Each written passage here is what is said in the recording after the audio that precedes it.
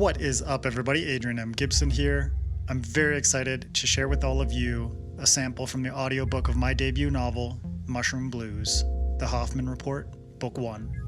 Now, this sample includes chapters 1 and 2, narrated by the incredibly talented, award-winning narrator, Imogen Church.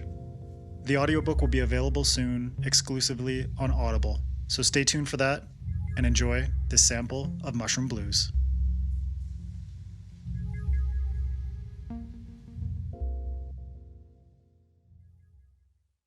Mold and mutilation. 1. Case file number 42-56. Spirit Island, 5:44 a.m.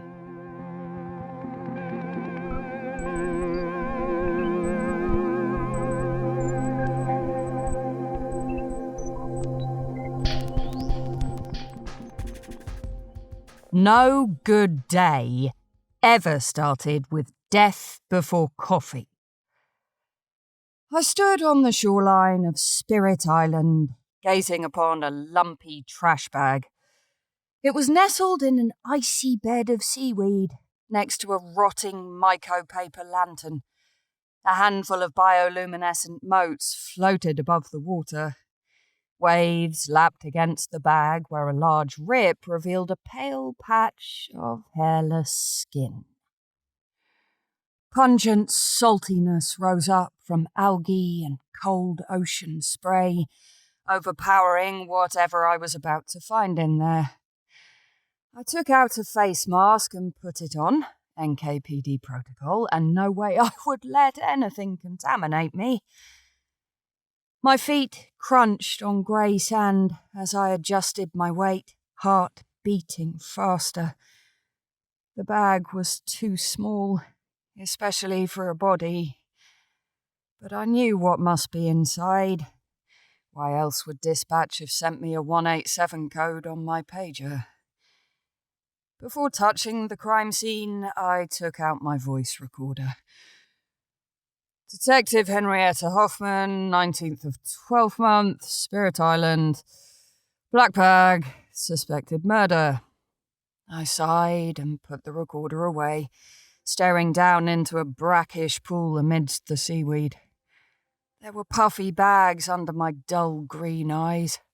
My lips were chapped and my hair straggly. I hadn't had time to fix myself up, rolling out of bed to rush over here. Not that anyone would give a shit what the middle-aged female detective looked like, wrinkles and all. God damn, I needed some caffeine. Grey clouds threatened snow, and bitter wind rippled across Kanoko Bay, whipping my ponytail and sending stray strands of grey-blonde hair across my face. I pulled my trench coat tight with a shudder. I yawned. Nightmares of a car on fire had kept me up last night. It was a miracle I'd even remembered mittens. Anything to shield my skin from winter's frigid touch was welcome. I put aside personal gripes to focus on why I was here. That bag.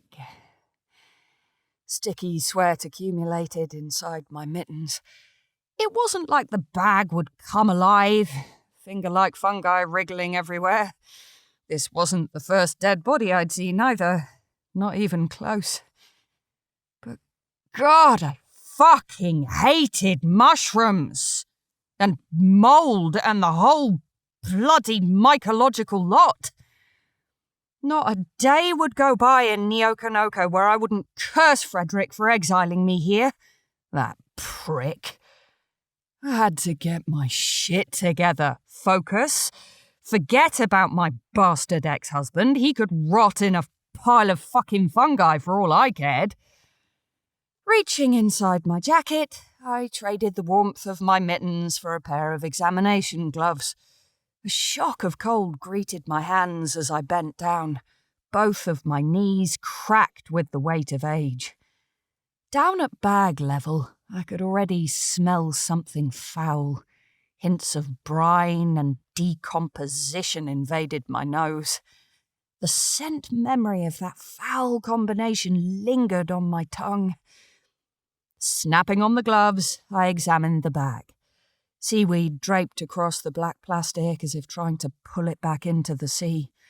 I spotted remnants of thick blue rope tucked between the green-brown fronds. Could have been tied to something to weigh it down, bricks or rocks. There were small Hoponese logograms on the rope. I couldn't read them, so I made a mental note to check with forensics and get them translated. Nothing else was visible. I pinched the ripped opening and lifted it. First to hit me was the stench. The brine was just a sample, nothing compared to the punch of putrid flesh now wafting from the opening. Tiny red crabs with slime mould and fruiting bodies on their shells scuttled out of the bag. I sifted through the muck. And then I felt it. Something round and bloated. I widened the opening, wincing as I stared into the eyeless cavities of a fungal child's human-like face. Memories flooded my mind. Playing in the grassy backyard, sledding in winter, summertime visits to the cabin in southern Coprinia, jumping off the lakeside dock. Then a memory turned nightmare. Fire, blood, fear, screaming. I was haunted by the imagery of Elizabeth. Her face stared back at me, cold and empty. Features that were a subtle blend of Frederick's and my own. I winced. Suppressed recollections bound by trauma, alcohol, and years of destructive behaviour. Bloody hell, I had to focus. I turned away from the bag and into the crisp ocean breeze, trying to escape the repulsive smell and taste. The thought of a dead kid chilled me. But deep down, I was more disgusted by the fact that the victim was a fungal. I could hardly stand to see mushrooms on a dinner plate, let alone be in the presence of mushroom people, even when they were a corpse. This city was a purgatory. Frederick had made sure of that, exiling me to a place he knew would make me miserable.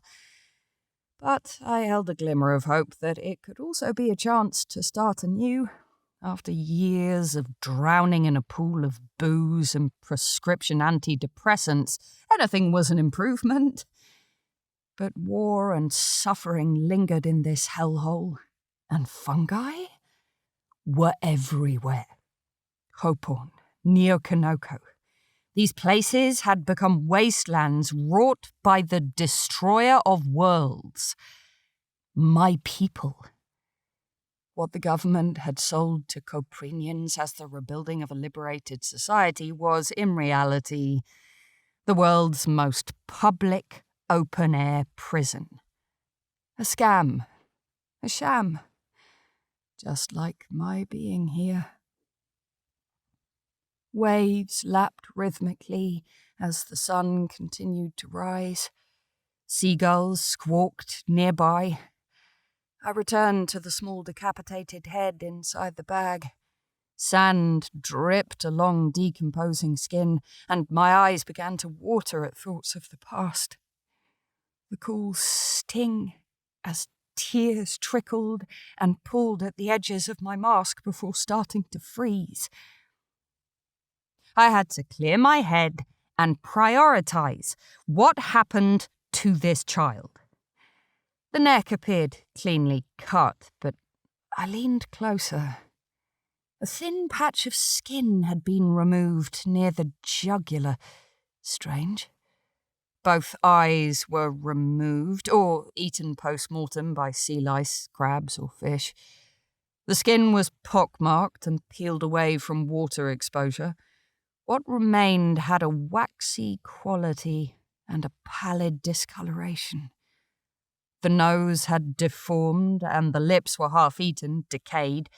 As well, the victim's hair was shaved and the mushroom cap atop their head was gone, severed at the stem.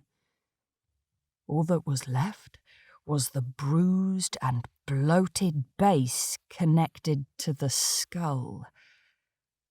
I burned with the impulse to look away, but my investigative instinct urged me onward. I searched inside the bag, through the sand slurry around the partially submerged head. A section of cut-off leg revealed bone amongst decaying muscle. I saw 2 more shapes, distended limbs, the flesh puffy and peeling. My optimism for an ID drew me to the child's partially opened mouth. White filaments of mycelium grew out from between the lips, draping down like a macabre curtain. My stomach churned. I ignored my gut feeling to stop and turn away. I gently unlocked the stiff jaw, peering inside. The sight made me gag. A carpet of wet, white mould and mycelium coated the inside of the victim's mouth, tongue, roof, gums. The parasitic growth continued all the way back to the throat, where it clumped like dense cotton balls. Probing for teeth with my gloved finger, I cringed at the cushiony softness inside. Not a single tooth, just a rancid stench. I pulled my finger from the victim's mouth. It was then that I saw the mould and mycelium quiver.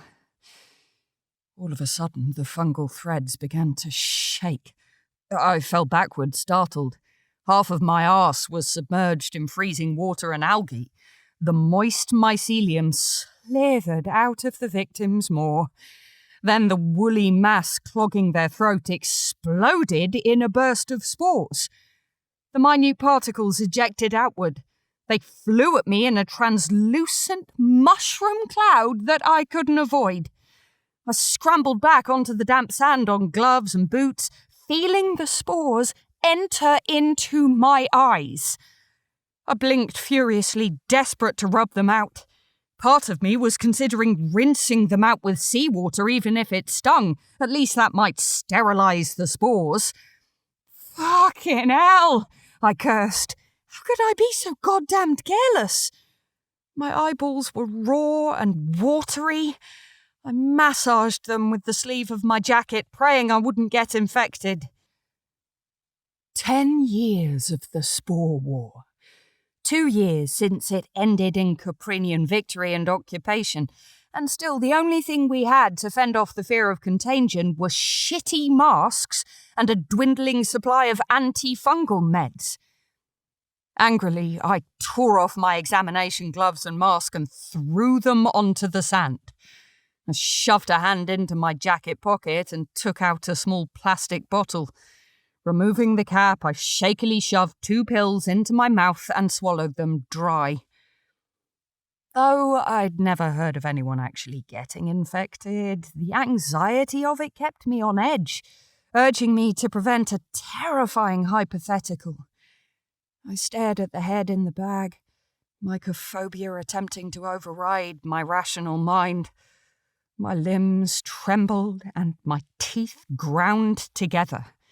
God damn it! I took a deep breath. I still had to do my bloody job, but there wasn't even a body left, just parts. I stirred and stashed my pill bottle. Shoving the examination gloves and my mask into a disposable bag, I unclipped the radio from my belt. My arse was frozen, pants covered in sand. A small price to pay to get away from that fucking head. Dialing in my radio, I spoke into the receiver. NKPD Dispatch, this is Detective Hoffman of the Homicide Division, badge number 881. Do you read me? We copy, Hoffman. A crackly female voice replied. 187 confirmed at Spirit Island. Send a forensics team over ASAP. Copy, Detective. Over and out. I clipped my radio and returned to the dead child. Glaring at the rotten head, I felt a nagging unease that it might burst open and release more spores. The cavernous void of the child's lifeless face and empty eye sockets stared up at me, while frigid wind nipped at my exposed skin. Time stood still, and all I could do was grind my teeth beneath the aging contours of cold reddened cheeks. There was no way I could pass this case off to anyone else. Captain Ridgway would refuse because he'd been dumping all the shitty cases on me. Plus, no one in homicide would care about a fungal kid, especially with all the protests over missing children the past few months. Cops were burnt out, pissed off, and I was the bottom rung on a ladder full of small men with big egos. I sighed, praying this dead kid wouldn't be the death of me. Mould and mutilation, a bag washed ashore. How the hell was I going to solve this one?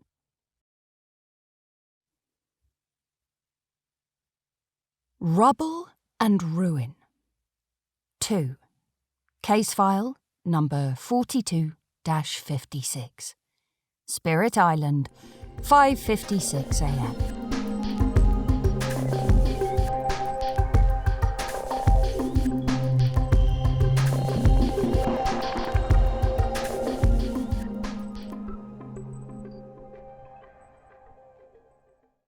I patrolled the beach, clearing my head of irrational fears of fungi and spores.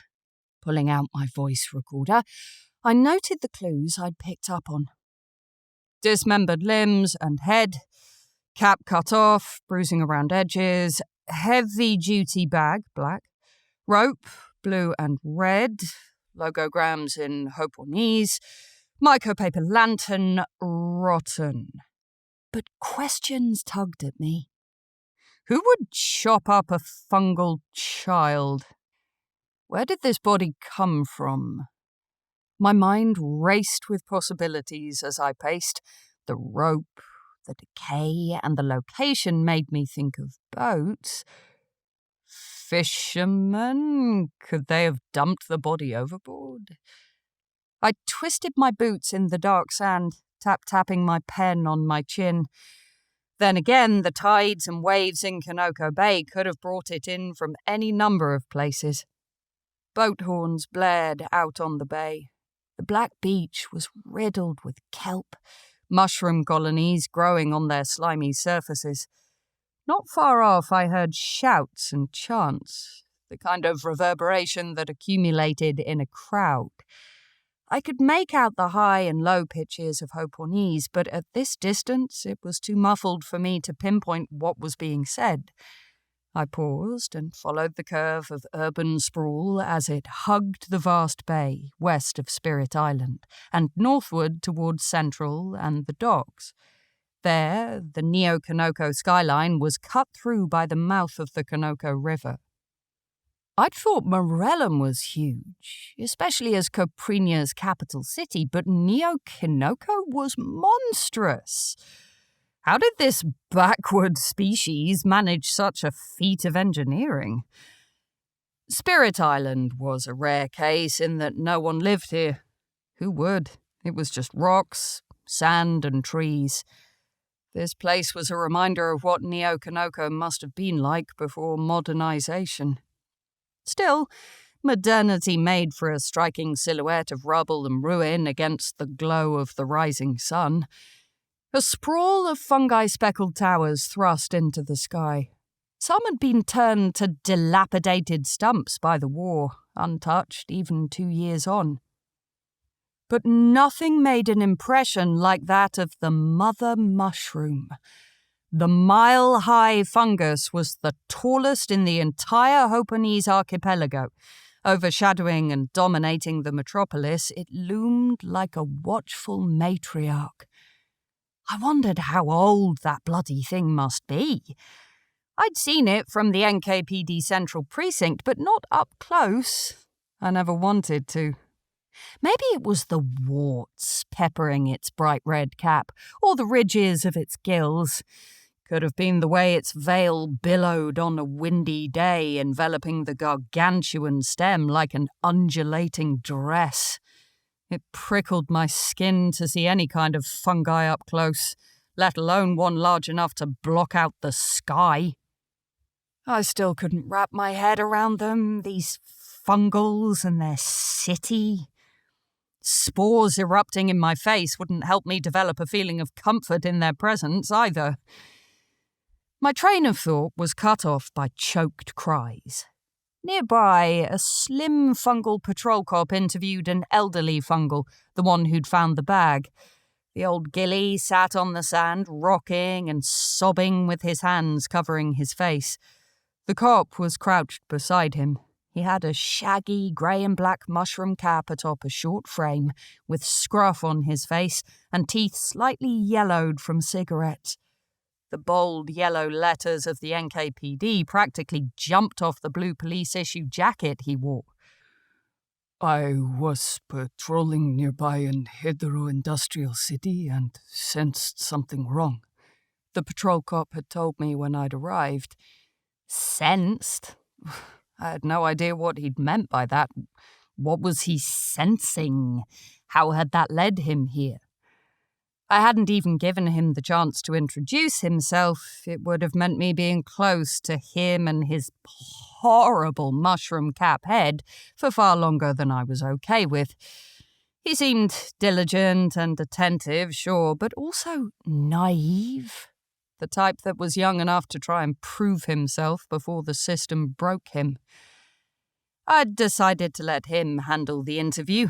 They were the same species, spoke the same language. Given how eager he was, he'd likely be able to get more out of the witness than I could. I wasn't exactly in the mood to talk to a blubbering old spore sack either. As I approached them, I still felt the spores from earlier scratching at my corneas. I slowed, taking a second to rub my eyes. How, I said, good morning in their tongue. I motioned for the cop to continue as I observed, trying to hide my discomfort. I am sorry that your prayers were disturbed in such a terrible manner, the cop said in Hoponese, consoling the old fungal in soft tones and massaging his hunched back. The hophead cop's unsettling mushroom head bobbed, gills flaring as if breathing. Take your time and answer when you are ready. Even after 4 months in Hopon, I found their language tricky and their mushroom heads off-putting. I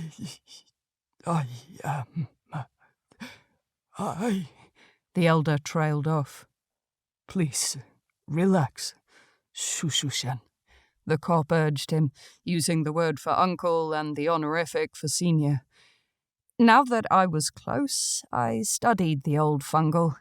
His wispy mycelial beard bent to gravity as much as the wrinkled pale blue cap atop his head. Like every fungal, he had creepy colonies of mushrooms growing from each of his shoulders. The little fruiting bodies poked through the myco-fabric of his plain white Aeon robes. The clothing of a religious fanatic and devout Hoponese. Dressed like that, it seemed obvious why he'd be shivering from his brittle legs up to his puckered cap. But his eyes darted back and forth, and he had a spooked expression on his furrowed face. What was he afraid of? Greyish spores flowed from his gills as he burst into tears again. I had to restrain myself from leaping backward in disgust at his spores. Instead, I put my mask back on. The temple, the old fungal stammered, his withered finger pointing away from the beach toward a tall wall of evergreen trees. The forest dominated the center of Spirit Island. Festival in 2 days, he muttered. This island, this city, Zunoro, our people will know. They will come. My ears were still adapting to the peculiarities of Hoponi's speech. Zunoro. I struggled to remember the word. I clicked my voice recorder and repeated it several times. It was the only way I'd remember to ask for a translation later. I looked at the tree line, dense with foliage, the rocky ground sprinkled with snow. Was there a temple up there in the forest? Who will come, and which festival was he talking about? Then it clicked. Captain Ridgway had told the homicide department that the winter solstice was in a couple of days. The locals would be celebrating a lantern festival, praying to one of their pagan gods. Something I'd learned from human history was that if you took away a people's religion, their faith and foundations, you'd take away their hope. That was the mistake we humans made when Coprinia invaded Hopon. The government and military left the Fungal's religion intact. With Aeonism still present and practiced, hope persisted. All of a sudden, the old spore sack screamed, his voice cracking and gills spasming. They are here! Who the bloody hell is here? I demanded. The cop's gills twitched and his attention was torn away. He ran down the beach, waving his arms. I squinted in his direction and saw nothing of note. Then, from the far edges of the shore, I heard shouts growing louder. A rhythmic chant underscored it, adding an eerie atmosphere to the unfolding scene. They have come for the child, the witness murmured. The skin beneath my jacket pricked with goosebumps. The dead body? That's when I saw them over the low dunes. Hundreds of feet away, the tops of dozens of Fungal's mushroom caps swaying as they crossed a wooden bridge onto Spirit Island. The flaring red and blue of police lights strobed on the far side, where the densely packed houses and shrines of Toro Town met with the walls of a great temple. Shit! This couldn't be good. I radioed dispatch. Send backup, now.